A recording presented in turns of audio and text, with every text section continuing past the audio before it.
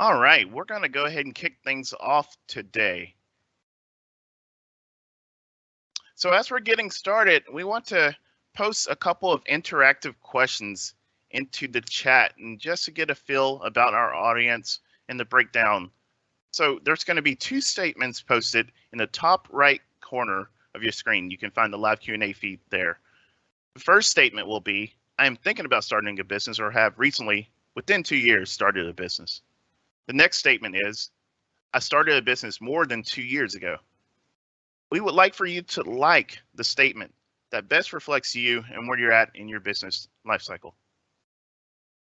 Again, you'll find these questions or statements posted in the feature feed in the upper right corner of your screen.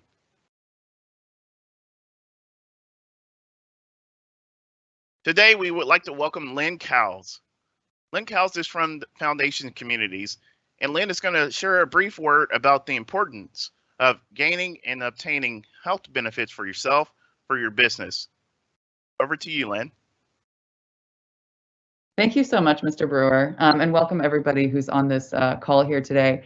Yeah, my name's Lynn, and I work at a Texas nonprofit called Foundation Communities, and our health coverage, the goal of this program is to increase the number of insured people in Texas and improve health outcomes in communities. So we're really grateful for these opportunities to work with the Governor's Small Business Office to help share information about opportunities for small businesses to help not only owners and managers, but also employees get access to affordable health coverage. So for lots of businesses that sponsor health coverage for employees, they're big businesses. They have group health insurance plans. They help employees pay for those health insurance plans. But for small businesses, there oftentimes isn't enough capital to make those group health plans a reality for employees.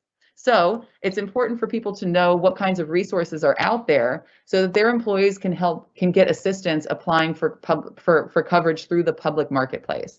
And that's the federal system that allows the federal government to help people pay for their health insurance plans rather than an employer. So what we do at Foundation Communities is work with chambers of commerce, trade associations, small businesses, owners and entrepreneurs around the state of Texas to make sure that people know what their options are in public health insurance coverage and also how they can access the best possible benefits for them. So as I mentioned, the government does help people pay for these insurance plans. And then there is also right now increased financial assistance made possible from a law that passed back in earlier this year so that coverage through the Affordable Care Act or through the federal marketplace is more affordable than ever. So rather than small business owners and employees worrying about how they're going to take care of their community's healthcare or even take care of their own family's healthcare, send your employees and your managers our way. We would love to help be a resource for your business so that you can take the question of health coverage off the table by allowing people to contact experts in our office and make sure that they know what their options are, what the most affordable plans are near them, and how they can get into them. Now, importantly, the open enrollment period for marketplace health insurance plans is right now. So individuals have now through January 15th to get coverage in the state of Texas if they don't have offers of coverage from an employer. So do make sure that that deadline is not only on your calendar, but on the calendars of your employees so folks can reach out to us at our program or to any other assister program across the state. There's also Change Happens in Houston. There's CentroMed in San Antonio, but you can always call us and we can help connect you with those local resources. And we work with people across the state of Texas. We're happy to be working with people who are in Amarillo, El Paso, Lubbock, all across the state. So get health coverage, get healthy money. We're here to be supportive, and thank you again for this opportunity. And we look forward to speaking with you real soon. Yeah, absolutely. We're grateful to have you, Lynn, and Foundation Communities. For those of you who have participated in our past webinars, this is actually our third webinar in 7 days. Lynn has also spoken about the importance of getting this healthcare and also about this open enrollment period. So definitely for yourself, for your small business, look into the programs, not only whether it's with Foundation Communities or elsewhere. We definitely want to improve upon those numbers for Texans. So we do have a second set of interactive statements that we will be posting in the upper right corner. So again, similar. like the statement that best reflects you. I currently do not have any employees, or I have one or more employees. Again, in the upper right corner in the featured tab. So today, we'll jump right on into the meat of our presentation. Today, we are fortunate to have Matt Sniadecki from the Texas Workforce Commission. Matt is a program manager overseeing many programs, especially under the Skills Development Fund. But today, we're going to talk exclusively about the Skills for Small Business, as well as touch into some of these other programs if time permits. So Matt, fortunate to have you here today. We're going to throw this right over to you so we can get as much information in this 1 hour. All righty. Jarvis, thank you so much. Thank you to the Office of the Governor and the Small Business Division for thinking about this phenomenal resource program for training, especially with small businesses that the Workforce Commission offers. So if you give me just a second here, let me get my PowerPoint pulled up.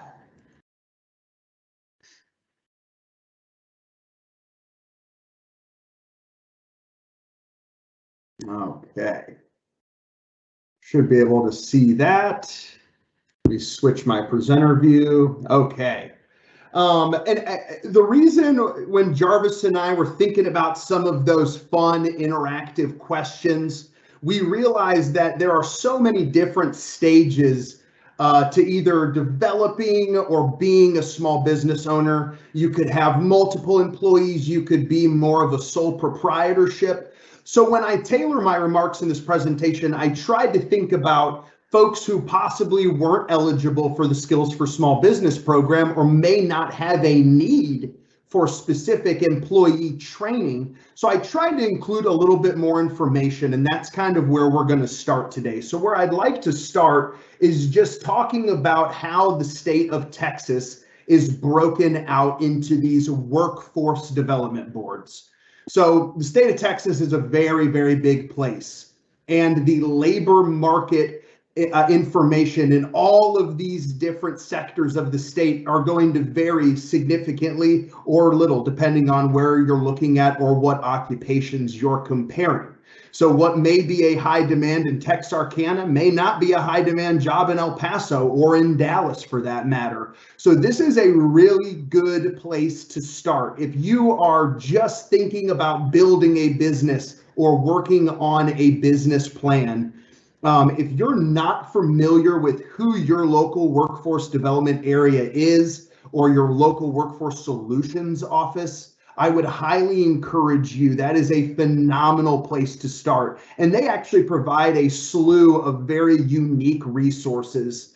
If you're an employer who is looking to hire qualified individuals, well, your Workforce Solutions Office is a phenomenal place to start. Not only can they help and assist with interviews or providing mock interviews, but they can also assist you with working the state's largest job posting website, which is Work in Texas.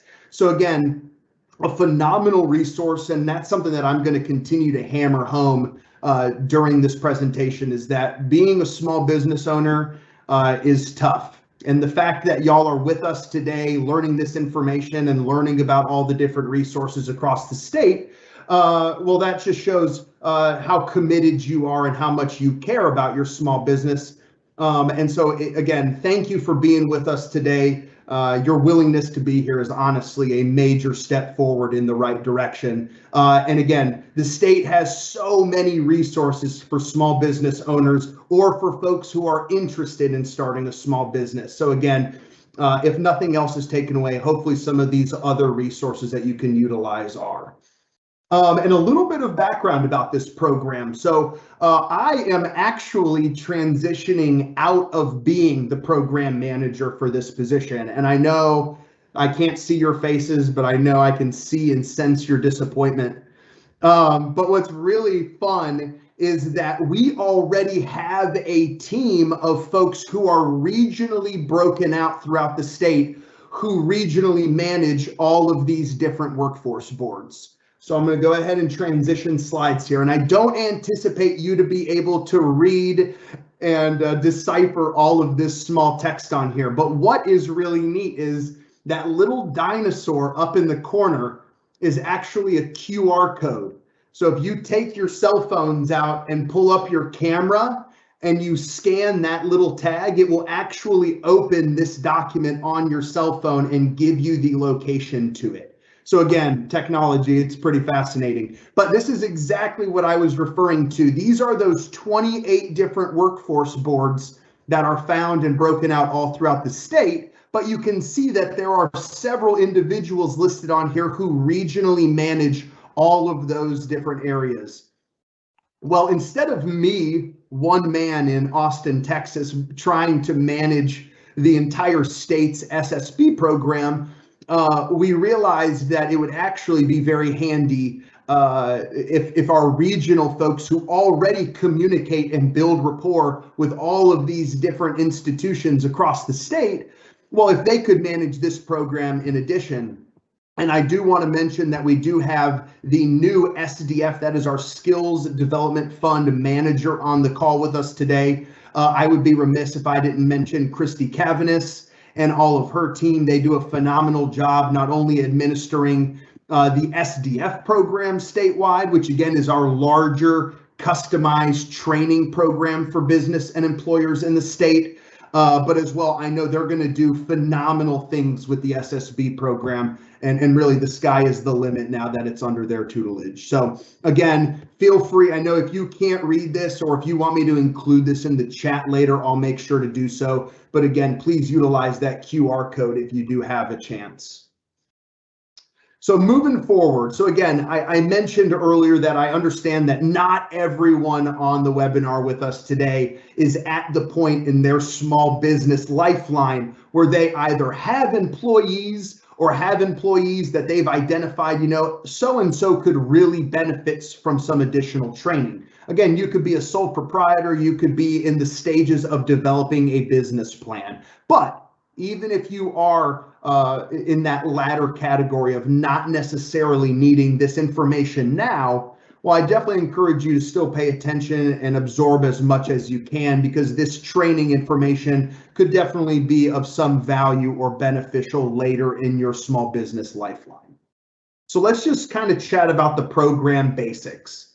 So this program, again, is a workforce training tool. So if you are a small business partner and you target one employee to 99, those are the size parameters that we are working with. That is one of the first check marks that we would encourage you in the checklist of eligibility. That's one of the biggest ones. We get a lot of applications or inquiries from folks who are just over that. And for me, even 99 or 75, those aren't necessarily small businesses, but those folks in that size parameter would definitely still qualify for the training opportunity provided by the Skills for Small Business program. I also want to mention, in case we have any nonprofit providers on the call, unfortunately, this program is for for-profit businesses only. So again, private, for-profit, and then falling within that 1 to 99 employee range. So for eligible businesses, their employees, and we break down their employee status by either looking at them as an existing employee, so someone who has been with the company for longer than 12 months, or a new hire, who is someone who has been with the company for less than 12 months. So for our new hires, that's employees who have been with your program for less than 12 months, they are eligible for up to $1,800 worth of training in a month or 12-month period. So for that specific individual, if you applied for training on December 1st, that specific individual would have 12-month period up until December 1st of 2022 to utilize that entire $1,800. And folks, I think you would be shocked at how much training can be utilized with $1,800, or even for folks who have been with your company for longer than 12 months, they're eligible for half of that at our $900 amount. And again, that is still a lot of money for training, especially when you're looking at some of the course costs provided by our community, technical, and state partners. And I'll get to that in just a minute. But that's actually one of the neatest pieces about this program, is that instead of like our SDF program, where that application is going to be a little bit more intricate and require a lot more detail about the customized training that you desire, well, this program is actually partnering with those community, technical, and state colleges all across the state, and they actually provide the training. So all of the courses that are available to your business to train your current workforce are actually available at your fingertips right now. All you would need to do is go ahead and look at their public course catalog. And again, any public, community, state, or technical college in your area is eligible. And if it's an online course, they actually don't even need to be in your service area. We actually have a really neat case where we had a business and optometry clinic in Laredo, Texas, who was taking online courses for a lower or lesser certification for optometry in Austin, Texas. So that course was actually provided by the Austin Community College, but a business in Laredo was actually taking advantage of that opportunity. So again, just a couple quick, I want to go over this information one more time. $1,800 or $900 available for your eligible workforce, whether they are a new or existing hire. And again, if you're sitting there thinking, wow, so-and-so in my workforce could really benefit from some QuickBooks training, we would love to train Susan and let her grow into a larger role with the company. And if she wanted to take over bookkeeping roles, well, you could apply for Susan to receive some additional QuickBooks training. And again, that would allow her to not only grow with your company, but to grow into an additional role and possibly make a higher wage. And I would say that that outcome and that output is exactly what this program drives. We want to make it possible for you to say, well, we don't need to go out and hire someone for this upgraded role because we already have a wonderful qualified workforce. They could just use some additional training. That scenario is exactly what this program was designed to accomplish, to help small business owners help their qualified workforce not only train themselves, but to grow within that company. And by all means, in Jarvis, I don't know if you're monitoring a Q&A.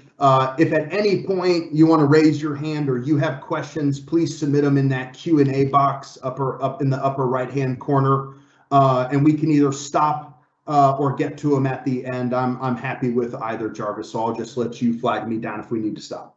Okay, Matt, at this current moment, we do not have the Q&A open, but I can absolutely do that if you prefer, and we can have it open throughout. And again, folks, I know we're at different development stages, so even if it's something that I talked about earlier, if you're curious, want me to go back to that map or how you can locate your local workforce solutions office, I'm certainly happy to provide that information. Again, that's exactly what I'm here for, not specifically this program, but if you have questions about anything that TWC offers, I can either answer it or I can certainly point you in the right direction. So if you're on the chat today and you're saying, wow, that actually sounds like we might be eligible or we are in a stage of our business where we could really benefit from this additional training. That's exactly where I want to say is, where do we start? And that is business eligibility. So this piece is actually confirming that the business partner, not necessarily the applicants or the individuals they want to send to training, but this is the first hurdle that we have to get over, and that is confirming that you as a business are eligible for the grant. And again, some of this information will be repeat, but again, it has to be a for-profit private business. You have to employ at least one and not more than 99 individuals. And I do want to include here total company wide. So this grant opportunity was truly meant for small businesses in Texas. So if you're attached to a larger corporation, we are going to look at your global footprint. So if you have a larger parent company, you still may fall under the 99 size parameter, but we're going to go ahead and look into that in some detail to make sure that you are global wide, footprint wide, smaller than 99. That's the audience and target businesses that this grant is meant to impact. We're going to make sure that you are financially stable. We're not going to look crazy into your reporting, but we are going to make sure that this specifically means that you don't have any outstanding federal or state liens. And that falls in line with that bottom one, be in compliance with your Texas Business Commerce Code. And then the other large one is that you have a Texas TWC account number. And what that account number proves to TWC is that you are paying unemployment insurance on your employees, and you're in compliance with reporting and those payment requirements. And the next slide I'm going to show you, while I have blacked out the individual and the business information, it will be hopefully a good resource so you can have a better idea of exactly what our contracts team or the folks who are evaluating this information, what exactly they're seeing when they look at a valid TWC account number. So this is actually our mainframe system software at TWC, and this may look like a ton of information. It kind of looks like the Matrix. So I'll just kind of break this down one piece at a time here. So up here, right where it says SMM, this is where your UI account number would be listed. And here, where this is blacked out, this is all of the business information. But you can see right here, this NAICS code. So this specific business, they were a metal window and door manufacturer. And one of the reasons I picked this one was because not only were they eligible, but I wanted to kind of highlight that there is not a limiting factor, or we don't shrink the spectrum of types of businesses who are eligible.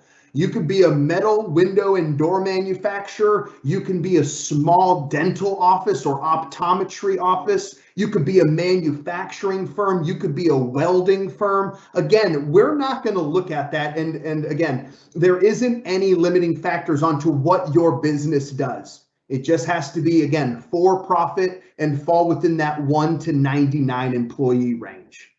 And so if we look down just a little further, you can see here that it says 2-21. So that's talking about the second quarter of 2021. And if you follow it all the way down to the end, this business is reporting that they have 28 employees. And so in our other business checks, not only did the 28 employees check out, but they are for profit. You can see up at the top that they are liable, and everything with this business checked out. So we were able to move forward with processing the individuals that they wanted to send to training. One thing I'll note right here, you can see right here in the top right corner that there is a balance. You can see that it is listed at $0. So this specific business does not have any outstanding UI payments pending.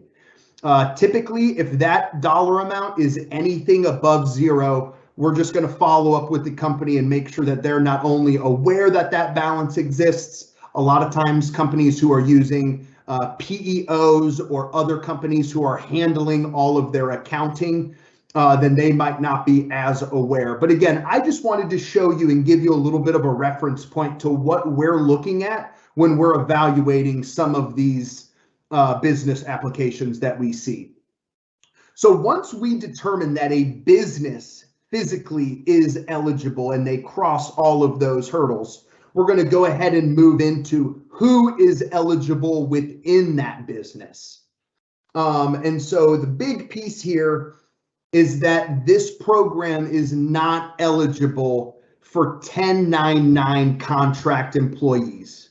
They have to be W-2 and they have to be full-time. Now in the state of Texas, there is some leniency to that full-time because essentially the business is able to determine what is full-time. So we're not going to, again, we're not going to kick back too many emails with inquiries about the full-time status of who you're submitting, but they have to be registered on your books as a full-time permanent W-2 employee. Again, those seasonal workers, those 1099 contract employees, they are not eligible. And I know we mentioned earlier, they can either be new or incumbent workers. Again, the only effect that has is on the specific dollar amount that those individuals would be eligible for in a calendar, or in a 12-month period. And I do want to make a note, and I'll touch on this later when we physically look at what an application process looks like.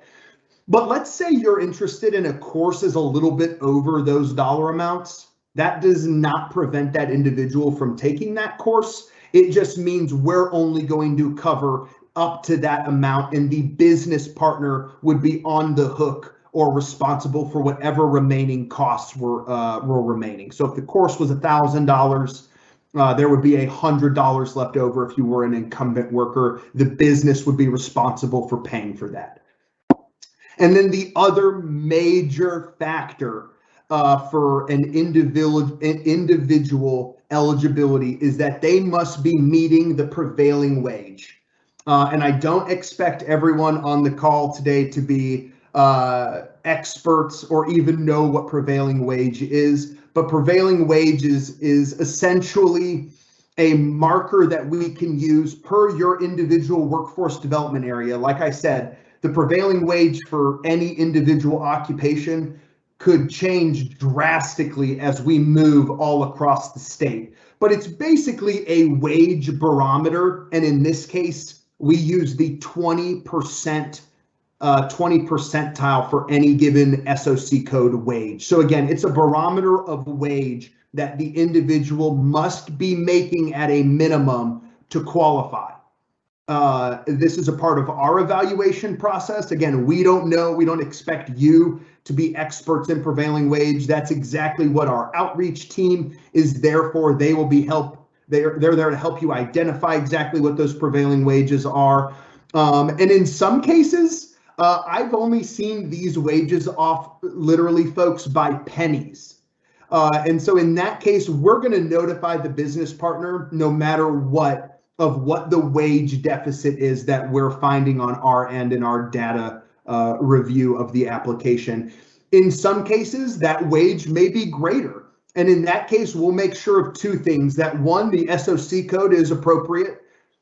You wouldn't believe how many times we've gotten a job description from someone and it's like, oh, well, that actually does not link up or is not parallel to the SOC code that they submitted. And so we're able to do an internal review or audit, for lack of a better term, and get the appropriate SOC code built out into the application. There are a lot of times where we're able to go from an individual who is not eligible to then they are eligible in the program. So again, our evaluation team is always going to work with you.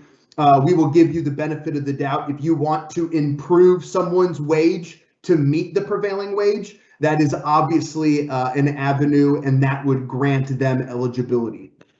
And if we have any questions about prevailing wage or where you can find that information, I'm happy to dive into that, and we can just play that by ear depending on how much time we have remaining.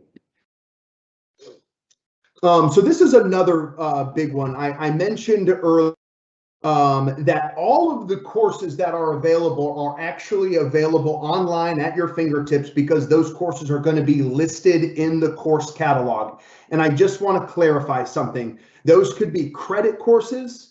They can be continuing ed or non-credit courses, and they can be online courses. Again, we're going to leave that up to the business. The business will know, one, what courses they're interested in getting training in, but we don't want to limit their options. If online courses are the most convenient for our small business partner, then we certainly don't want to eliminate that as an option. And then I actually copy and pasted or cut that number 4 question out of the application itself. And that is specifically identifying that whatever training courses that you're applying for that they relate directly to your business needs and will have some sort of positive impact on your business. Again, we're not going to go back and forth with you and ask for this long drawn out explanation on why the business needs this training. Just a short paragraph or a couple sentences on why you're looking to get training in these specific fields. And so some of those, and I'm sorry, for some reason the design didn't shift over here, but these sample courses, these are just a slew of sample courses that we have seen apply for. And like I said, folks, you can tell from this list that this is a very wide spectrum of courses. Something as common as QuickBooks or computer or any other Microsoft training to something on the far other end of the spectrum, something like electrical certifications, solar thermal installations. We've seen a ton of Rivet and CAD drafting. So again, OSHA 30, OSHA 20, all of those trainings, we see a lot of those. So again, if you're a small business owner on the call today and you're saying, wow, we've been paying out of our own pockets to get, our workforce OSHA certified, or wow, we paid so-and-so out of our pocket to get some of our workforce trained. That is, again, exactly what we're trying to eliminate and lighten that financial burden on our employee partners all across the state of Texas who could really benefit from training. And having said that, I want to make sure it's something very clear here. And I hear this from employers all across the state every day. And that is the massive need for soft skills. And soft skills are absolutely eligible for application under this grant.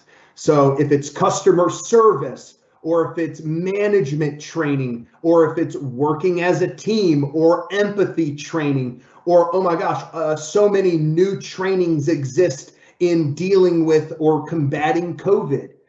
There are so much more greater needs for things, especially coming out of the pandemic. So if anything that I mentioned, turns on that light bulb up there and kind of gets your brain thinking about all the different opportunities, I really do think that this is a phenomenal opportunity for you to dive into. And so again, Jarvis, I'll go ahead and take a short break here and see if folks open it up and see if folks have any questions. I'm just going to take a quick sip of water. And then we'll kind of dive in real quick and look at what a physical application looks like and what information we're requesting of our business partners when they, again, decide to move forward with an application. Yeah, and so while you're taking your break, I'm going to highlight a couple things. One, some of the responses from our interactive questions. So it seems like we have about 50% of our audience have not started their business, as well as 50% have been in business 2 years or more. So either 50% have recently started, they're less than 2 years, or have not started, or their 50% is 2 years or more. And then also, equally, we have 50% have one or more employees, or 50% it's just them, or they have not started their business yet. So pretty even divide there. But I did go ahead and promote some of the questions that were asked in the Q&A, as well as I answered a couple directly. In fact, I want to go over a few of those. So Matt, you touched on the eligibility, and really one of the main things is that number of employees, so 1 to 99. With that, there was further questions about the eligibility, and there was multiple questions about, can I, as the business owner, be included in this free training? Can I receive training at $900 for my business? Yeah, and that's a very good question. So currently, the way that the program is structured, it is specifically for W-2 employees. So if you are a business owner and you're not to the point yet where you have an additional employee, and I know, folks, that I understand the frustration with that stance, because a lot of these training opportunities, they could benefit are sole proprietors and business owners, I would imagine equally, and have just as big of a benefit to those folks as well. And I'll give you a little bit of information. We actually, when COVID struck, and I timeline's a little hazy, but I guess that was about 18 months ago now.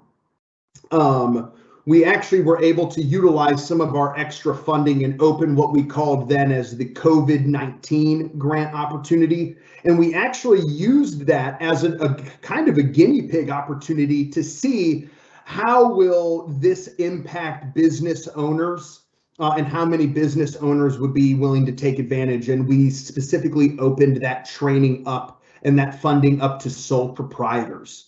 And I believe that was something that we're continuing to look at. Again, that's the type of feedback that we love hearing. And I know I have Christy on the call, so I'm glad that she heard those questions as well. And so currently, if you are a business owner and you are not taking a wage from the company, which I know sounds ridiculous because in the development of a business, it takes quite a while for that to be the stage of development where an employer was able to do that. So until that point, Jarvis, unfortunately, those folks would not be eligible. But that is something that we are absolutely looking into to see if it would be something that we could incorporate in this program. Wonderful, and that's great news to hear that TWC is looking into this. And also, I will announce that we do have Christy Cavendish in the background as well. If at any point, Christy, I know you kind of back there, but at any point, if you do want to hop in and answer or add any additional comments to any questions we have in the last half hour of this event, definitely feel free. But I'm going to follow up with that question as well, because we have another unique scenario, which I'm calling it a unique scenario. However, this may be a scenario for many of our audience members today. So I'm going to read this question. Our S corporation, one is president and the other is secretary. So it's a husband and wife. They own this business and they've set it up to where, although they are the owners, they are technically employees of the business. So it's not a sole proprietor. They're the, just assuming they are the only two. Yes, so they do say that. They're the only two people in the company. However, they're both technically employees of that company. One thing that you just highlighted, Matt, is that they are not drawing any salaries right now. However, as employees of the company, is there some gray areas or some way that they could be eligible to receive this training? Because there's two individuals. Yeah, and again, phenomenal question. And this is something else that we've looked at. But unfortunately, one of the eligibility requirements as of now is that you are a W-2 employee with the company. And I may have misunderstood that, Jarvis. And if these folks actually are W-2s, I know that you mentioned something about not receiving a salary. But if they do file as W-2s, then they would be eligible. But if not, then as of now, they would not be eligible. Okay. And like I said, I imagined that I didn't know if it would be 50-50. I'm happy to hear that we fall right in between that range. And so I am happy that I did cover some of that previous information for folks who, again, aren't necessarily at the point of training. And I know, Jarvis, you're going to touch on this a little bit later. But I would be remiss if I didn't mention other very valuable resources for folks in those specific situations, like your SBA or your local SBDC office. And I know, Jarvis, you mentioned yesterday that we were going to touch on those a little later, so I won't dive too deep into your small business development centers. But those folks know more about, they've forgotten more about small business than I know, and most of them are previous small business owners or have owned multiple businesses. So again, a fantastic resource to rely on and bounce ideas off of if you're in those stages. Wonderful. So we can go ahead and continue with your slides. I don't want to okay, perfect. And yeah, we're actually doing good on time. I'm just going to move through the application here. I'm going to stop sharing real quick.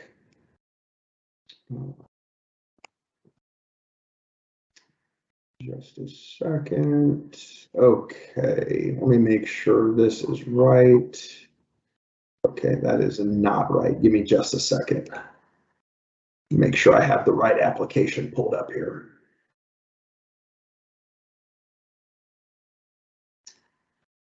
There we go. Okay, so this is what an SSB application looks like. There are multiple ways to submit it. You're able to either get the actual Word document from our webpage, which I'll make sure to include in the chat, or you're able to submit it online at our Skills for Small Business at TWC, and we have a little bit of a new domain, so I'll make sure we include that as well. But one thing that I really want to hammer home about this application process is that we are not looking and really trying to burden the employers with providing us a ton of information. And I know as a state entity, that seems hard to believe, especially a state government entity, but we're really trying to make this process as easy and convenient on the small business as possible. So here in table 1, we're just asking for general business information. Again, some sort of contact information. It doesn't have to be the owner or founder or CEO. In this case, it was a manager. And this specific application came from Mission, Texas. So if we have anyone from the Rio Grande Valley, shout out to y'all. And here is a really big piece of table 1, and this is that business's total number of individual employees. And so you can see here that this applicant employs 7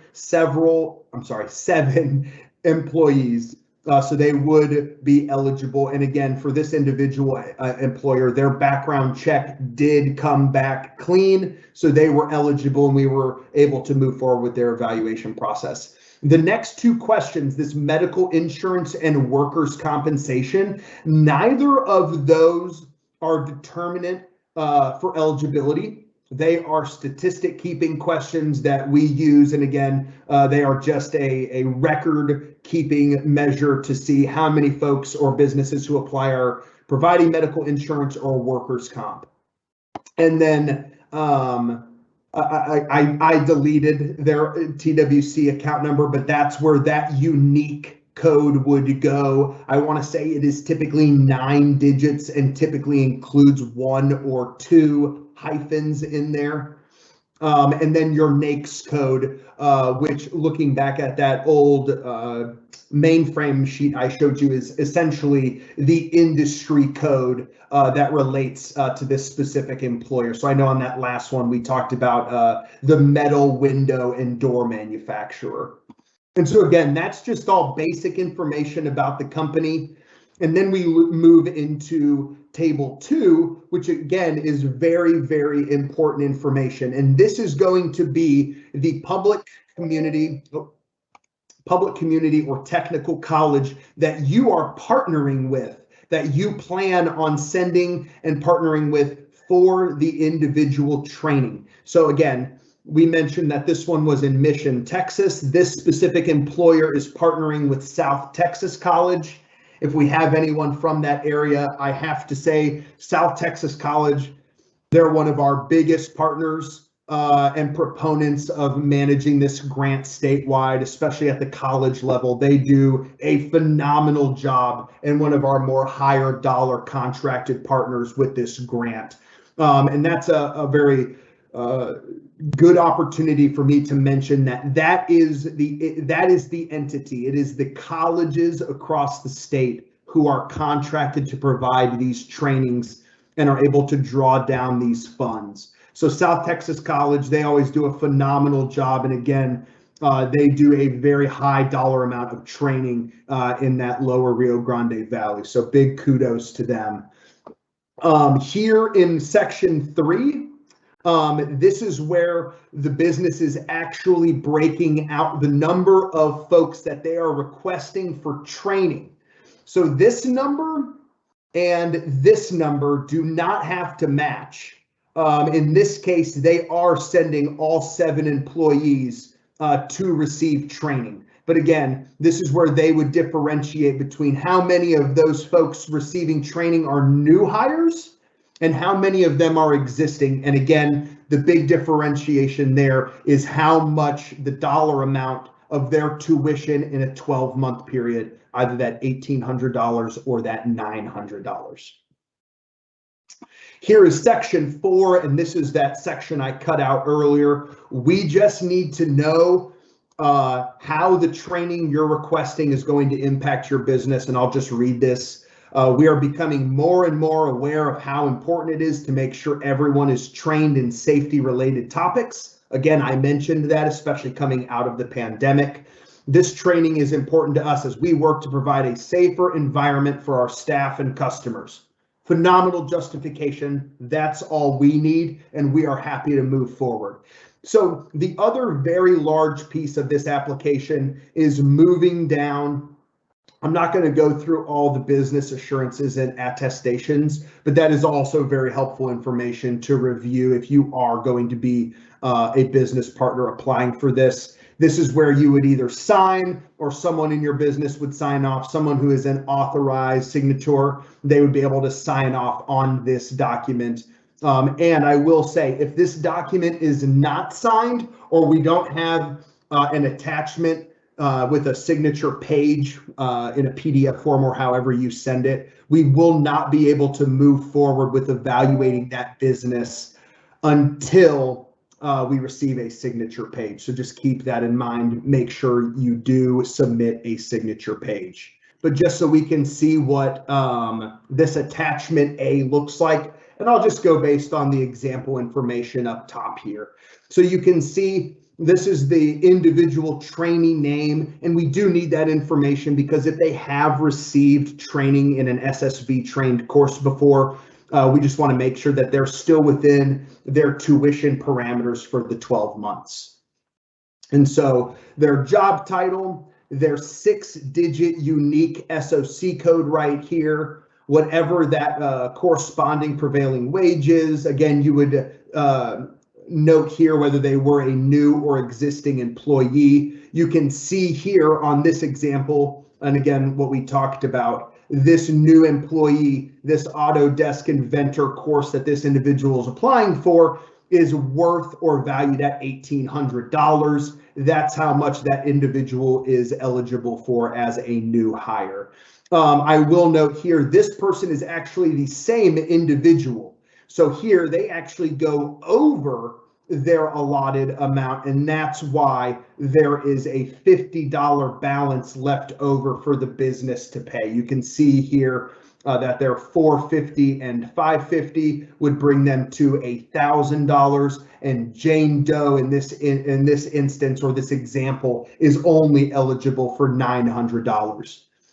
And so again, folks, I just wanted to emphasize and kind of walk through what the application process looks like, because again, we're not asking for over the moon information at all. And up here, I just want to clarify that we do have a little bit of a rubric or key to follow. So if you do have any questions, certainly that is a helpful resource when you're filling out this attachment A.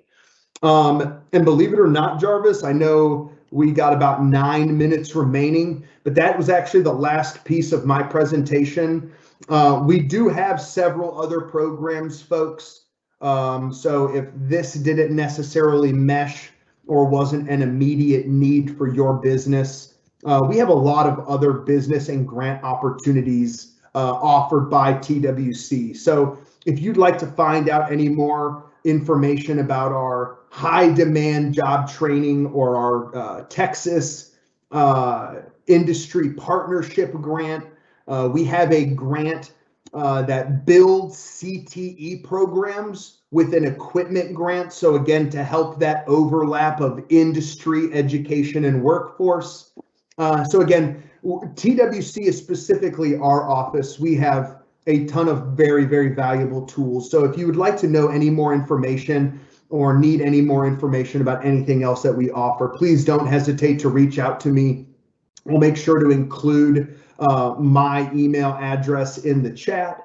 And again, I just have to thank you for joining us today, and I hope you found the presentation beneficial, and hopefully we see some applications come from it. Hopefully you're one of those employers who could really benefit from getting some additional training for your workforce without carrying that financial burden with it. Again, let the state cover some of these training expenses.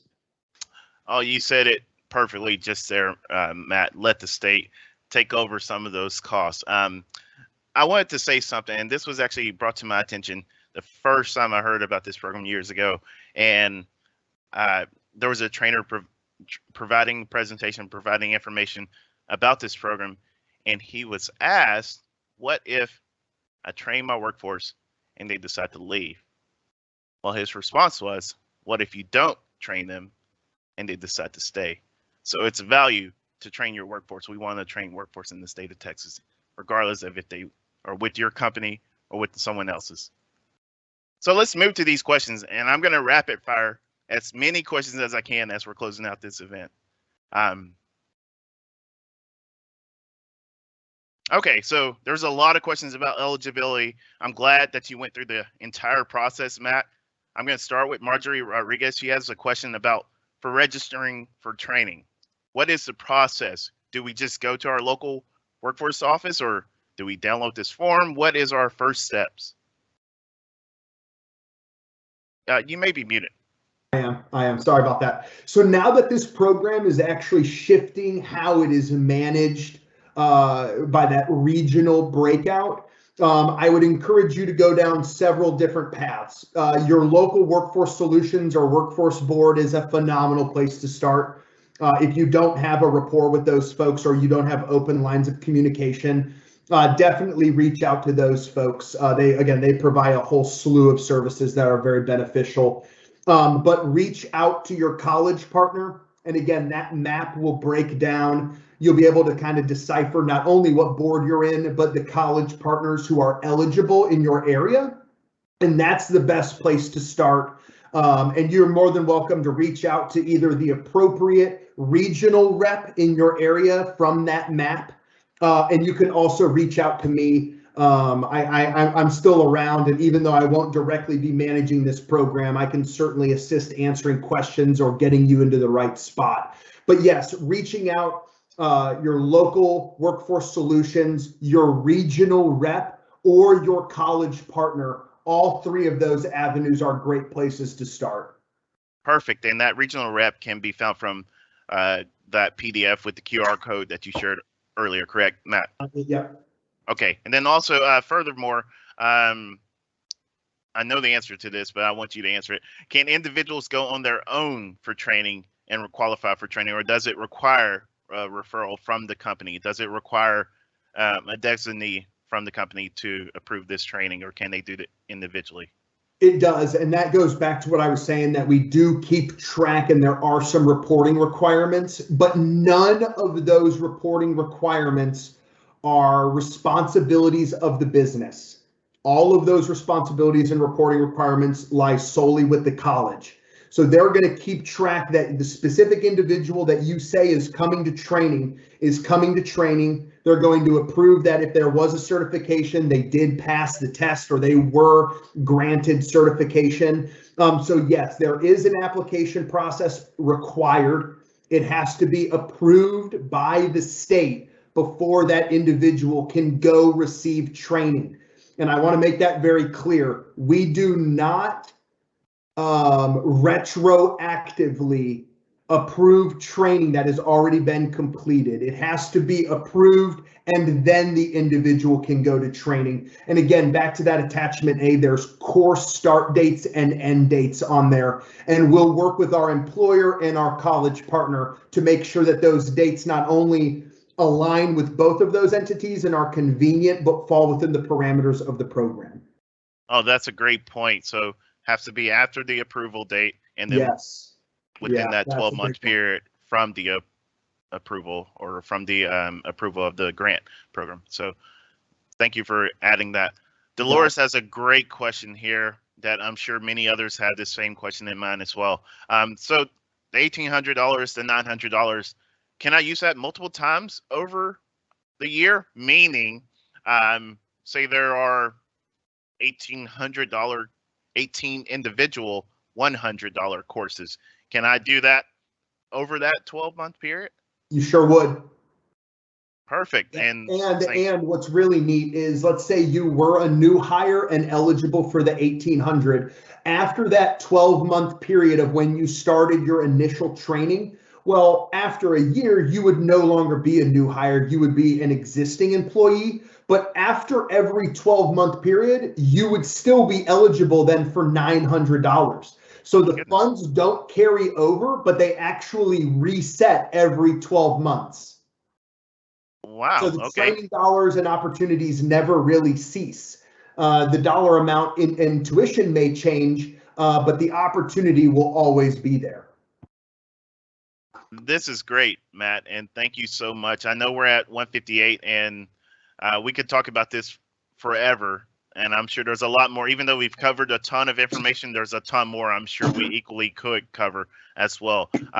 But I'm actually going to get to our contact slides, which includes the contact information for the Skills Development Fund, for Matt, for Christy, who will be taking over this program as well, so that if you do have further questions about this program, definitely, as he said, reach out to them, reach out to your workforce development boards, reach out to your regional reps, reach out to me and our office, a small business team as well, and we'll connect you with the information to the answers that you have. So here, before I go through these contact slides, I just want to recognize that I know many of our audience members have participated in several of our webinars in the past. This being our 15th in 2021. I believe we also conducted 15 in 2020 as well, beginning with the pandemic. So I just want to thank you all for bearing with us. These webinars that we're doing now, especially the 3 that we've done over the last 7 days, have solely came from information from our surveys. We do read our surveys. You may have received it at 1 p.m. If not, you're receiving it in 1 minute at 2 p.m. Please answer those surveys. Give us your feedback. These 3 webinars came from information that we received, from feedback that we received. We want to be responsive and bring information that you want to hear about. So anyways, getting to these contact slides. First is our resource portal that we launched on March 17th this year. Definitely give it a try, answer 5 questions, and you'll get information, resources tailored specifically to you, your region of Texas. So definitely log on. I know it's a hyperlink text and you can't do it, but that leads me to, you will be able to access these slides as well as Matt's slides. I'm hoping he'll provide those to me. Perfect. Within 48 hours of this event. Next, we have our contact information for the Office of the Governor's Small Business Team. I am Jarvis Brewer, the Small Business Advocate. Behind the scenes, we also have Jared Cruz, who is a Business Assistant Specialist here within our office. So you can contact us in a number of ways, through the resource portal itself, or through, at the bottom, you can see our social media tags, as well as our email address up at the top, the smallbusiness@gov.texas.gov. Next, we want to recognize our 2 presenters today with the Texas Workforce Commission. Of course, we have Matt Sniadecki, and then we also have Christy Cavanis in the background as well. So you can reach their team at the number provided there, as well as that email address. And the information, most of the information that Matt presented today can be found at that website. Also, we had Lynn Cowles with the Foundation Communities talking about the health programs and whatnot. So there, again, we highly encourage you to get your small business coverage. You can use the link there and contact Foundation Communities at that number, or anywhere, just obtain coverage. Matt mentioned the Small Business Development Centers. Here we have a link where you can locate the SBDC in your area.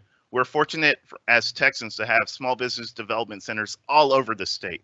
So no matter where you're at, there's going to be a SBDC that services you. Additionally, last but definitely not least, is SCORE, which is the Service Corps of Retired Executives. SCOREs serve as mentors and can guide you in every single business area that you can imagine. Obtain a usually free or at no cost to you business mentor through SCORE. Again, this is our final webinar of 2021. We want to thank each and every one of you for being with us, bearing with us through this difficult, almost 2 years now.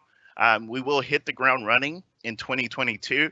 as if you have participated on any of our recent webinars, you know that we will be returning to in-person events next year. So look out for that calendar which was submitted or on the previous slide, as we will be updating that and putting our locations and dates of where we'll be at in 2022. So thank you once again. I wish you all a very happy holiday season, and we'll see you next year. Awesome. Thank you, Jarvis. I'll make sure to get my slides to you, sir. Thank you. Thank you, Lynn, and thanks everyone for joining.